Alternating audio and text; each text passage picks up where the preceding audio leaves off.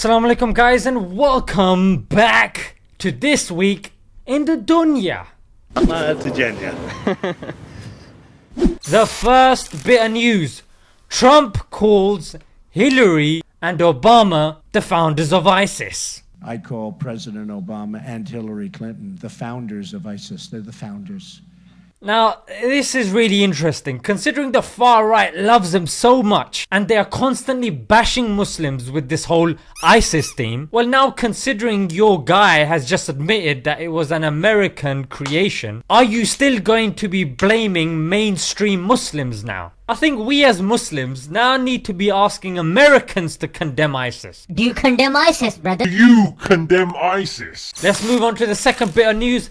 Facebook has sanctioned the page of the Prime Minister of Israel for violating its hate speech policy. My question here is, because Facebook has dared to criticize Israel, does it mean now that they are anti-Semitic? Because it seems like anyone who criticizes Israel is labeled as an anti-Semite. The fact that nobody has criticized Facebook for being an anti-Semite is a modern day miracle, mate. In fact, I'm quite impressed with Facebook. It seems Facebook has done more in the last month than the UN has done in the last decade. I think countries need to be going to Facebook more because it seems like they've got more clout than the United Nations. Number 3, and this is my personal favorite, the CIA has admitted to using pigeons and dolphins and more as spies against the Soviets. I don't think anybody wanted to be in that branch of the CIA. Hey buddy, so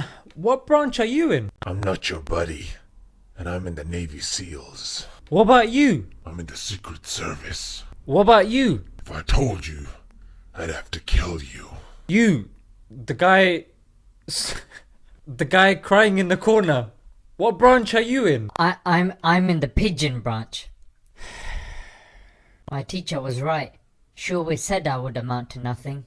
Alright guys, the fourth bit of news. A Muslim American mayor was detained after he came with his family from Turkey for 3 hours and his phone was taken for a good couple of weeks. The reason why this is very interesting is, here you have somebody who has integrated into society, who's now made himself to be a productive member of society, helping others. All of this is happening to this guy. So what does that mean for the rest of us? I mean, you got people like Ilhan Umar, who's literally bending over backwards, compromising her religious values and her identity to fit in, but even then she's being publicly lashed by the president of the US. All I'd say is, when stuff like this happens, it doesn't really send a good message out for the rest of us. In fact, even in the UK, you had humanitarian workers who were detained for 6 hours, missing their flight and asked invasive questions under Schedule 7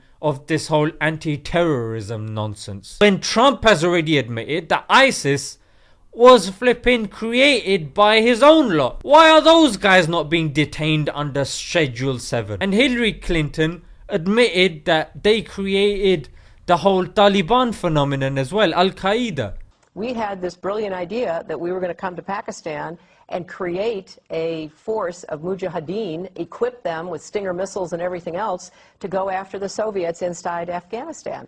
The people we are fighting today, we funded 20 years ago.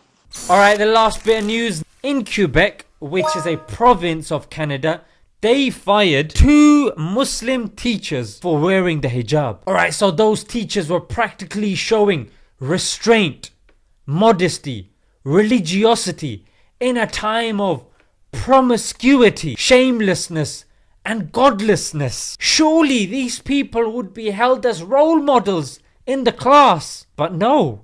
Forget about all that. We just call some random woman in who's exposing her bits and bobs. But hey, she claims to be a feminist. Even though the women that are actually covering themselves up, going against the tide of society, they're the true feminists. Nah, forget about all that, mate. Imagine when they tell that to their kids about why they've been fired. What are their kids gonna think? Yeah, I really want to integrate into this country. I really want to help it do well. Come on, guys. Know what I mean? What on earth is going on with these countries? Until next time, guys.